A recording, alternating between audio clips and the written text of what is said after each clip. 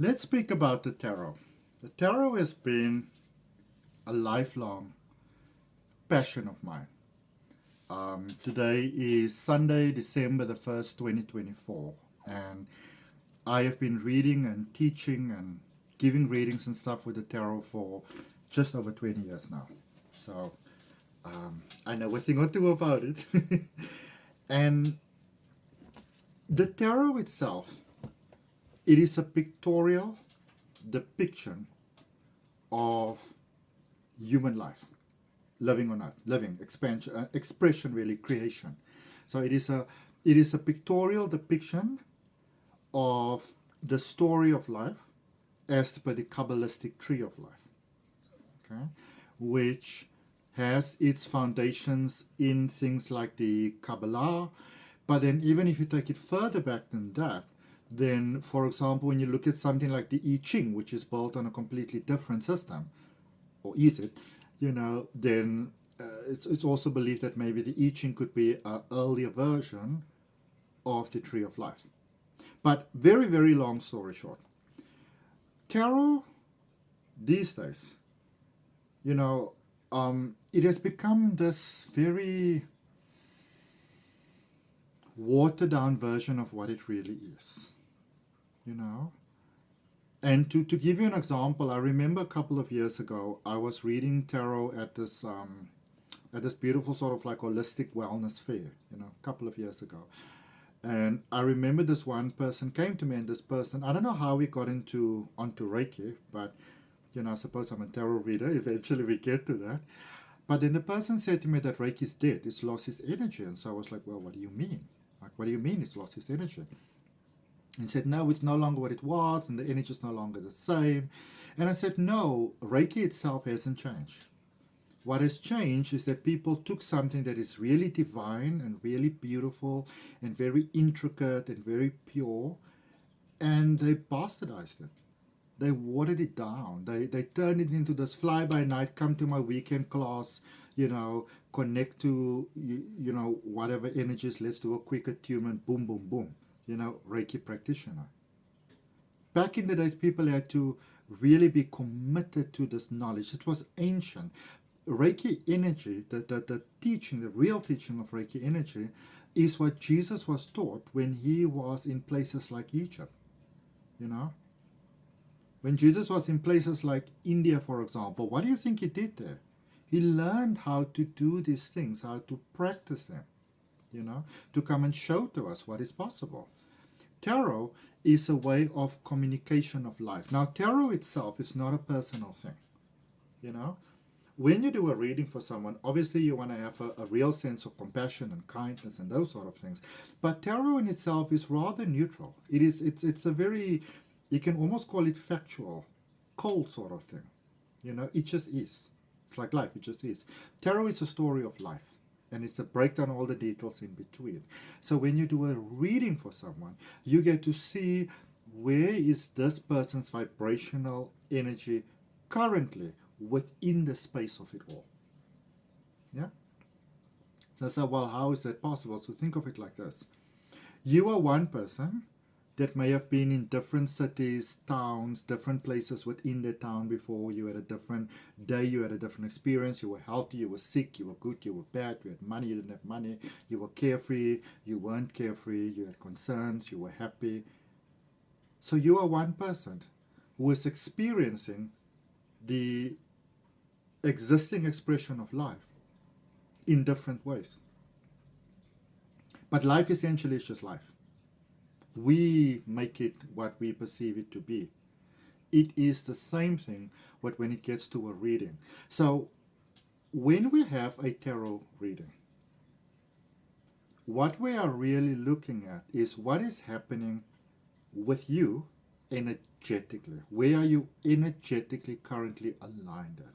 You are an energetic being, and through your thoughts, through your focus, you are always giving out vibration. Your thoughts have vibration, and the way that it's quite beautifully explained in something like the 7 Hermetic Principles coaching with the Kabbalion is when you think of a tornado, You don't really see the tornado. You see the effects of the tornado.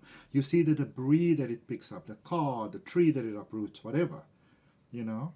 And even if it lets those things down, you do see maybe a little bit of it in the air because you see it pushing against the water that's always in the air. But we don't always see the water. Yes?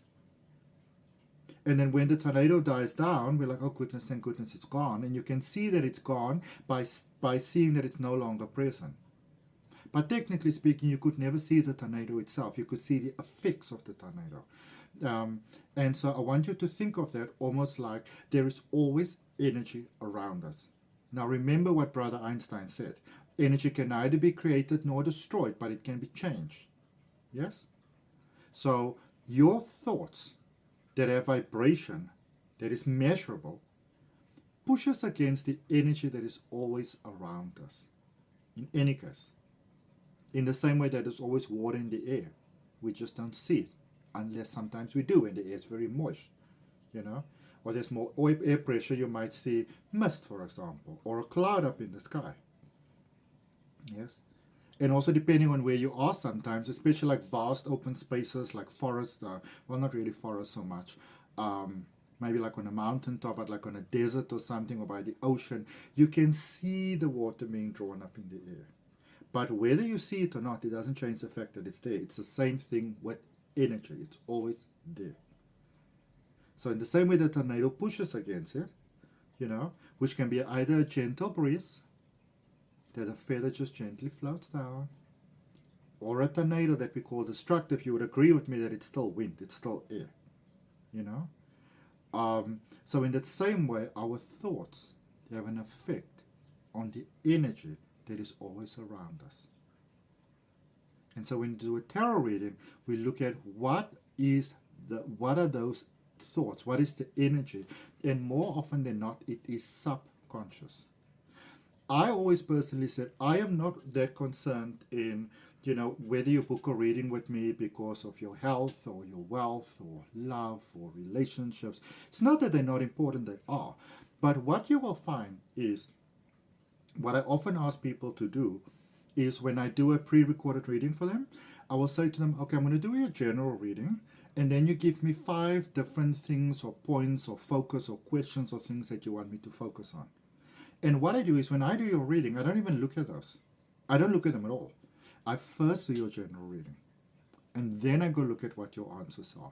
And you will find more often than not, 99.9% of the time, you will find, if you were a little, you know, have a little camera above my head, you will find that whatever I find in your questions correlates to what you have been wondering about, maybe even answering questions that you didn't know that you had. Now, how can I know that? I don't know you. I've never met you. I don't know your life.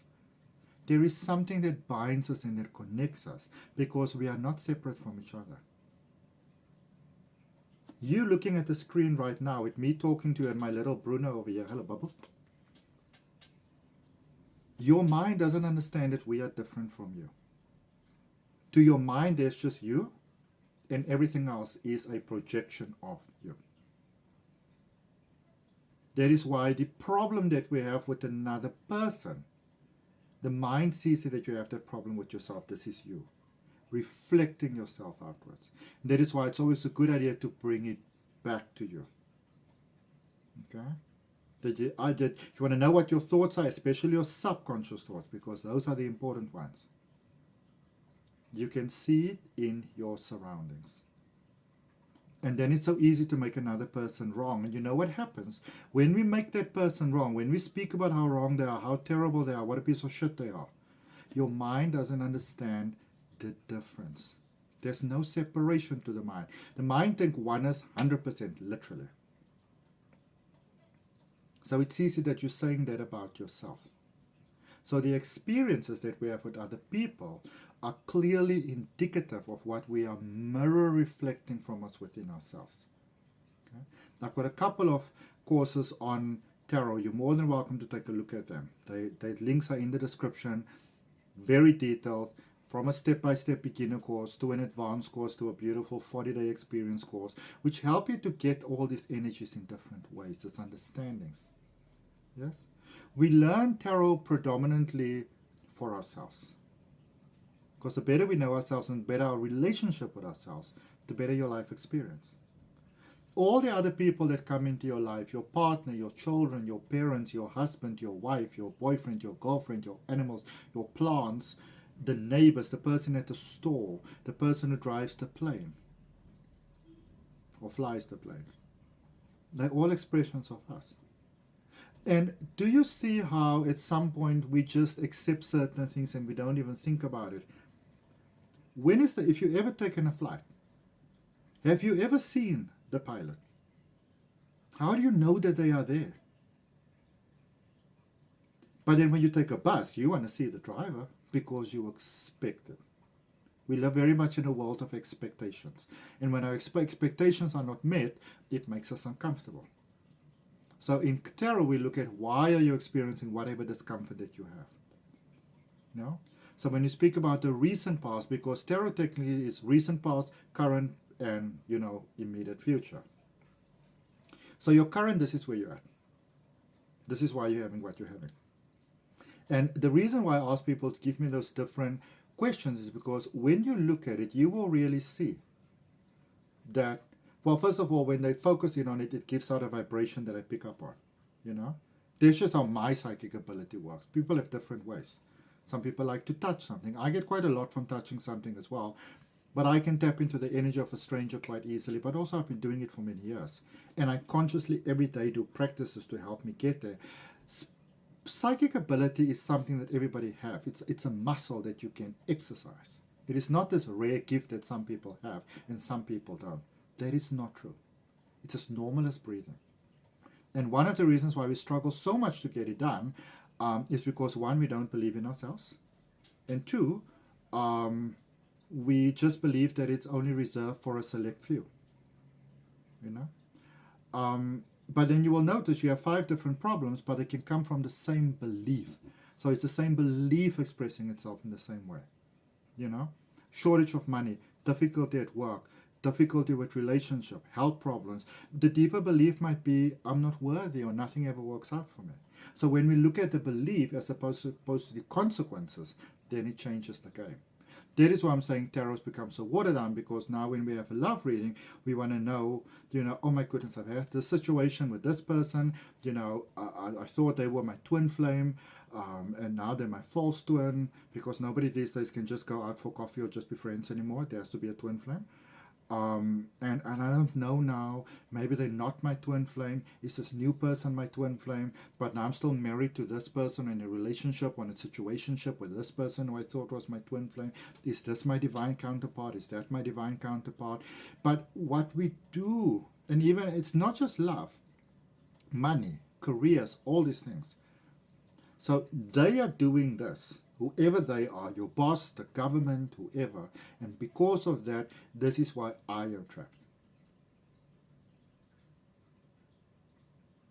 But your life is determined by what you decide, by what you believe about yourself. And if certain people can use the most horrible experiences in life and literally build empires from it, then so can you. We are made from the exact same stuff. So tarot is really about the journey of personal, spiritual development, alignment, calibration, recalibration, shifting, changing. And that is a choice that only you can make. Okay? It's a choice that only you can make. Sometimes we have this experience that we go to the reader, and then the reader says, don't worry, this situation with this person is coming to an end. There's a new person coming in. They're going to make you so happy. You're so excited. Ooh la la. It's really amazing. 8 months down the line, same reader, different reader. Oh my goodness, that didn't work out. No, they were just a soul lesson. What did you learn? Okay. Come on now. We need to take our own lives very seriously.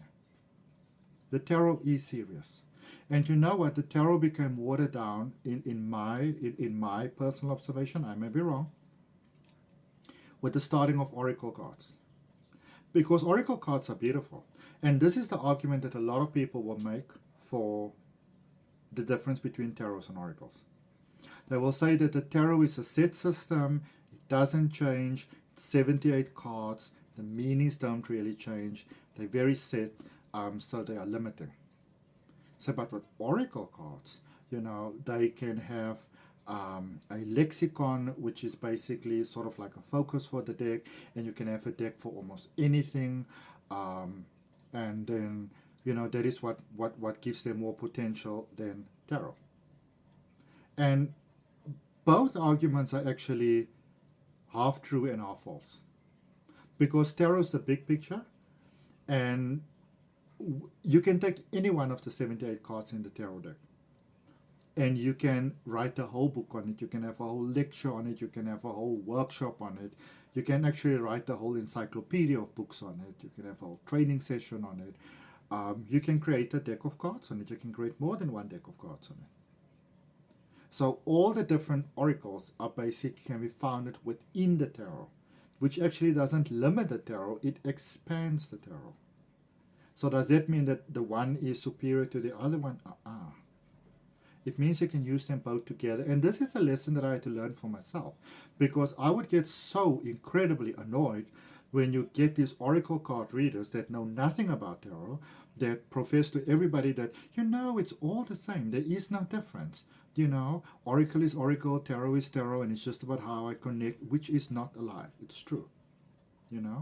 But also there is real power that you can tap into when you learn about stuff. Knowledge, wisdom, it's the potential to apply knowledge in a different way for a more predictable, different outcome of power, so to speak. But that's going a little bit, And so I would get so mad at it. And I remember that one day, the voice of Source came to me and said to me, Adrian, you can be either part of the problem or you can be part of the solution.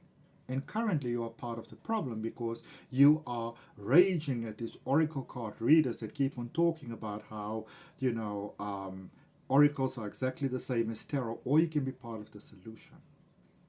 And I said, okay, Source, you show me. And then through that, I created the most beautiful online course, which I'm so proud of. And it's a psychic development oracle card reading course. I used the most beautiful oracle deck, for that. There's a link for that in the description. You can check it out. That instead of trying to divide, to open and to unite. Okay? But the truth about tarot is that tarot is just a story of life. And the recent past is what is prevalent in your mind. So if something happened yesterday and you really can't care less about it, it's more in the distant past. If something happened 35 years ago and you think about it every time, all day long, it's in your present, in your recent past, because it has a direct impact on how you create the current point where you are at. And then that current point is showing you where you are most likely going. Nothing is definitive, nothing is set in stone. But this is where you're most likely going. And human beings typically they're not all that open to change typically. And this is where I really believe that, as a tarot reader, as a psychic of any nature really, I feel that it is your responsibility to either yourself or be able to refer people to someone that can say, okay, this is where I'm at. How can I shift that vibration? Because what is the point in saying to someone, oh, nothing is working out for you. Sorry, you're heading for a fall, Baba. Without empowering them on how they can avoid that fall. What can be the lessons in there? Or if it can't be fully avoided, how to soften that fall. Yes? And you know what? The more you go into the tarot, the more you are able to get that knowledge as well. Because it's a story of life. All the possibilities are within it, including the possibilities of expansion. So, for example, use one tarot card and you turn it into an oracle deck. And then some person can use that oracle deck and they're so inspired by it that they can maybe create a different oracle deck from that, or a different tarot deck from that, or a different course from that, or a workshop from it. Do you see that it's all the same thing? Yes? So I'm going to encourage you, my beautiful cosmic siblings, if it's in alignment with you, you have yourself a tarot reading, or you learn tarot or whatever, you're learning the formulas of life. And once you get these blueprints, these manuals, life can get easier for you. Okay? Hope that it helps.